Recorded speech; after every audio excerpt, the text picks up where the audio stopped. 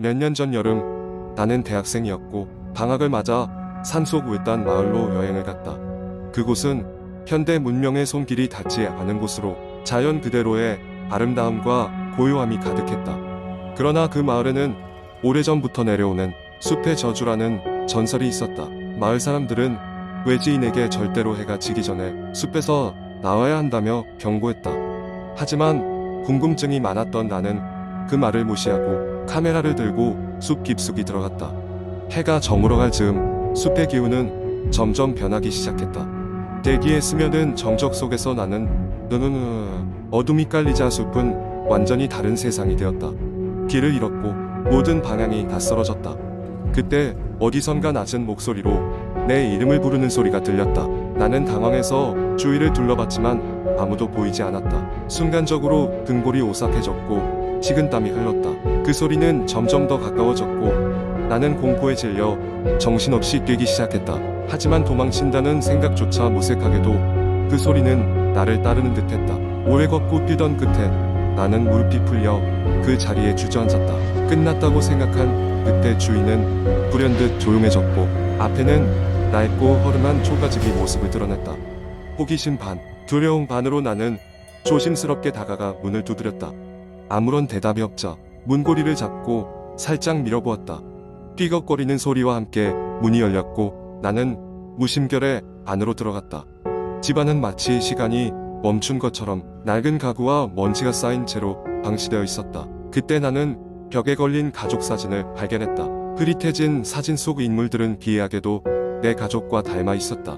놀라움의 사진을 자세히 보려 했으나 그 순간 심한 현기증이 밀려왔다. 정신을 잃기 직전 나는 확실히 들었다. 누군가 내 귓가에 속삭였다. 돌아가. 눈을 떴을 때 나는 마을 어귀에 누워 있었다. 햇살이 눈부시게 비치고 있었고 지나가던 마을 주민이 놀란 얼굴로 나를 바라보고 있었다. 나는 어젯밤 일을 설명하려 했지만 믿기지 않을 것이 뻔해 그저 미소로 답했다. 그 경험 이후 나는 숲에 대한 기록을 찾기 위해 도서관을 뒤졌다. 며칠 뒤 나는 마침내 오래된 기록에서 숲의 저주에 대한 이야기를 발견했다. 전설에 따르면 그 숲은 과거에 억울하게 죽임을 당한 영혼이 머무는 곳이었고 외지인들은 그 영혼의 장난감이 된다고 한다. 한번 그곳에 들어가면 그들의 세계에 발을 담그게 되고 현실과 환상이 뒤섞인 경험을 하게 된다. 마치 내가 겪었던 것처럼 그 후로 나는 그 마을을 다시 찾지 않았다. 그러나 가끔씩 꿈에서 아직도 그 숲과 집 그리고 이름 모를 목소리가 나를 부르는 걸 느낀다. 여행은 끝났지만 그 기억은 끝없이 이어지고 있는 듯하다. 어느 날인가 나는 다시 그 숲으로 돌아가야 할지도 모른다는 막연한 예감에 사로잡히곤 한다. 그때 나는 과연 그저 순수한 호기심으로 들어갔던 것인지 아니면 나도 모르게 저주에 이끌린 것이었는지 깨닫게 될 것이다. 두 번째 이야기. 한여름밤 서울 외곽에 위치한 작은 마을에서는 이따금씩 이상한 소문이 돌고는 했다. 그중 단연코 사람들의 입에 자주 오르내리던 이야기가 있었으니 그것은 바로 시체 연못에 관한 것이었다. 마을 사람들은 그 연못 주변에 가까이 가고 싶어 하지 않았다. 연못은 오래전부터 그 자리에서 우두커니 마을을 내려다보고 있었지만 겉보기에는 평범한 작은 연못일 뿐이었다. 그런데 그 연못에서 가끔씩 비명 같은 소리가 들린다는 이야기가 돌기 시작하면서 사람들이 발길을 끊기 시작한 것이다. 사건의 발단은 어느 여름날 저녁이었다. 날이 어두워질 즈음 마을에 사는 어린 소년 준호와 그의 친구들은 호기심에 못 이겨 연못을 보기로 했다. 아이들은 부모님 몰래 연못으로 향했다. 연못 근처에는 짙은 안개가 껴있어서 분위기가 어느 때보다 으스스했다. 친구들이 무서워하는 가운데 준호는 용기를 내어 연못에 가까이 다가갔다. 그런데 연못 가장자리에서 무엇인가 반짝이는 것이 보였다. 준호는 자세히 보려고 고개를 갸웃거렸고 손을 뻗어 그것을 집어들었다. 그것은 녹슨 열쇠였다.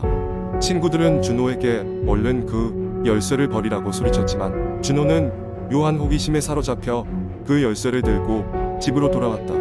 그날 밤 준호는 이상한 꿈을 꾸었다. 그는 다시 연못가에 있었고 어디선가 낯선 목소리가 들려왔다. 목소리는 그에게 열쇠의 주인을 찾아 달라고 간청했다. 깨어나고 나서도 그 목소리는 준호의 머릿속에서 떠나지 않았다. 하지만 그는 그 꿈을 별것 아니라고 생각하며 무시하기로 했다. 몇 날이 지나자 마을에는 더 이상한 사건이 일어나기 시작했다. 마을 사람 중 몇몇이 이상한 병에 걸려 몸을 움직이지 못하게 된 것이다. 병에 걸린 사람들은 이상하게도 비슷한 악몽을 꿨다는 공통점을 가지고 있었다. 그들은 모두 연못의 물속으로 끌려가는 꿈을 꿨다고 했다. 마을 사람들은 공포에 사로잡히기 시작했고 연못에 무언가 저주가 깃들어 있다고 믿기 시작했다. 두려움이 극에 달할 즈음 준호는 자기가 본 악몽과 열쇠의 관계에 대해 더욱 알아봐야겠다고 결심했다. 그래서 그는 다시 한번 연못을 찾아갔다. 이번에는 혼자가 아니라 마을의 나이 지긋한 무당 할머니와 함께였다. 무당 할머니는 연못가에 도달하자마자 그 자리에서 무언가를 느낄 수 있었던 듯 하얗게 질려버렸다. 이 연못에는 한이 서려 있어. 그녀는 낮게 중얼거렸다. 이 열쇠는 어떤 봉인을 풀 수 있는 열쇠일지도 몰라. 할머니는 손에 쥔 열쇠를 보며 말을 이었다. 준호는 할머니의 지시에 따라 매일 밤 연못가에 가서 열쇠를 들고 소원을 빌었다. 제발 이 저주를 풀어주세요. 어느 날 밤 준호가 다시 연못에서 기도를 올릴 때였다. 갑자기 연못의 물결이 일렁이더니 물거품 속에서 희미한 형상이 떠올랐다. 그것은 마치 사람의 형체 같았지만 얼굴은 알아볼 수 없을 정도로 흐릿했다. 형상은 준호에게 손짓하며 연못 속으로 들어오라는 듯한 행동을 했다. 두려움에 빠져있던 순간 무당 할머니가 준호를 강하게 끌어당기며 외쳤다. 저건 내가 상대할 것이 아니야. 물러서거라. 그녀는 준호를 자신 뒤로 감싸며 연못을 향해 이상한 주문을 외우기 시작했다. 주문이 끝난 순간 연못은 잔잔해졌고 형체는 사라졌다. 이번 사건 이후로 연못 주위에서는 더 이상 비명소리가 들리지 않았고 병을 앓던 사람들도 서서히 회복되었다. 연못은 다시 평범한 모습으로 돌아왔지만 마을 사람들은 함부로 연못 근처로 가지 않는 것이 좋겠다며 이야기를 퍼뜨리고 다녔다. 준호는 열쇠를 무당 할머니에게 맡겼고 마을을 떠나지 않고 계속 이곳에서 지켜보겠다는 그녀의 말을 뒤로하고 집으로 돌아왔다. 이후로 시간이 흐른 지금도 마을 사람들은 그 연못에 대해 이야기하기를 꺼려하지만 여름밤마다 가끔씩 그 일이 무엇이었을까 궁금증을 가진 채 연못을 멀리서나마 바라보곤 한다. 그리고 그 연못은 사람들의 입에 오르내리는 무서운 이야기로 남아있다. 세 번째 이야기. 어느 날 밤 나는 평소와 다름없이 인터넷 서핑을 하며 시간을 보내고 있었다. 한국의 커뮤니티 사이트에서 유령 이야기나 공포썰을 읽는 것을 좋아했기에 그날도 자연스럽게 공포 게시판에 접속했다. 그곳엔 수많은 사람들이 직접 겪었다고 주장하는 기이하고 오싹한 경험담들이 올라와 있었다. 나는 그 중에서도 추천수가 많은 글 하나를 클릭해 읽기 시작했다. 이야기의 주인공은 한적한 시골 마을에 사는 대학생이었다. 그는 방학을 맞아 시골에 있는 할머니 댁에 내려가게 되었다고 했다. 그가 머물게 된 할머니 댁은 마을에서도 꽤나 오래된 고택으로 근처에 산과 강이 둘러싸여 있어 평소에는 매우 조용한 곳이었다. 하지만 낮에는 조용하고 평화로운 이곳이 밤이 되면 섬뜩한 분위기로 변하곤 했다. 그는 첫날 밤 할머니 방에서 따뜻한 이부자리에 누워 잠을 청했다. 깊은 밤 방 안에 있던 시계가 똑딱거리는 소리에 익숙해져 갈 즈음 어디선가 기묘한 소리가 들려왔다. 드륵 드륵 마치 나무가 삐걱거리는 소리 같았다. 그는 무시하려 했지만 소리는 점점 더 가까워지는 것처럼 느껴졌다. 눈을 감고 뒤척이던 그는 소리가 방문 바로 앞에서 멈춘 것을 감지했다. 깜짝 놀라 몸을 일으켰을 때 방문 틈 아래로 희미한 그림자가 스멀스멀 움직이는 것이 보였다. 그는 처음에 자신이 헛것을 본 것이라 생각했지만 그림자는 분명히 존재했다. 다리가 버둥거리는 것을 보니 사람의 모습이었다. 짐작컨대 도둑이라도 든 건가 싶어 숨을 죽인 채 상황을 지켜보았다. 그런데 그 순간 그림자가 방문을 스르륵 열고 방 안으로 들어왔다. 그는 소스라치게 놀라 이불을 뒤집어 썼다. 침대 아래로 뭔가 기어다니는 느낌이 들었다. 무언가가 그의 손발을 더듬으며 느릿하게 움직였다. 떨리는 손으로 핸드폰을 꺼내 불을 켜보려 했지만 이상하게도 휴대폰이 켜지지 않았다. 두려움은 점점 커져만 갔다. 그 순간 그는 마음속으로 이 방은 내 것이다. 이제 나가라. 고 주문을 외우기 시작했다. 그러자 신기하게도 방 안이 어느새 조용해졌다. 침대 아래에 기분 나쁜 존재도 사라진 것 같았다. 안도의 한숨을 쉬며 이불을 살짝 걷었지만 그곳엔 아무것도 없었다. 다음 날 아침 그는 할머니에게 이 일을 이야기했다.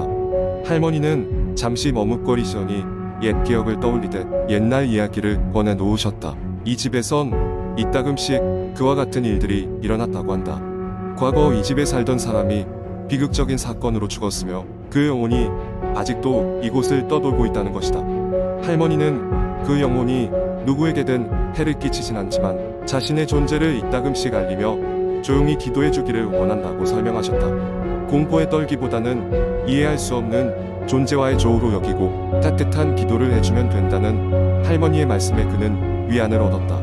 그날 이후 그는 한밤중에 이상한 소리가 들릴 때마다 차분히 기도하며 잠자리에 들었다. 더 이상 그 존재가 두렵지 않았고 오히려 경외감마저 들었다. 시간이 흘러 방학이 끝날 때까지 더 이상 이상한 일은 일어나지 않았고 그는 다시 도시로 돌아갔다. 그런데 그 이후로도 종종 그 집을 찾아 할머니를 뵈었고 그때마다 그는 잠시 조용한 시간을 가지며 그 영혼을 위해 기도했다. 이 이야기는 끝내 공포를 다루고 있었지만 동시에 사람과 영혼이라는 경계 너머의 이해와 공존에 대해 생각하게 만들었다. 그리고 가끔 그때의 일을 떠올릴 때면 그는 알 수 없는 존재를 두려워하기보다는 의연하게 받아들이게 되었다. 그것이 어둠 속에서의 진정한 극복이 아닐까 싶다.